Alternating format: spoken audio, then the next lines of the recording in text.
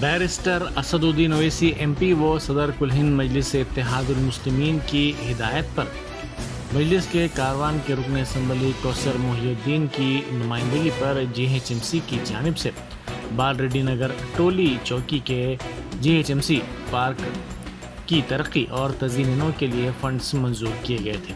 آج اسی سلسلے میں کاروان کے رکن اسمبلی کوثر محی الدین نے اس پارک کا افتتاح انجام دیا اور اس پارک میں پودا لگایا۔ اس موقع پر مجلسی کارپوریٹر محمد ہارون فرحان اور جی ایچ ایم سی کے عہدیدار موجود تھے۔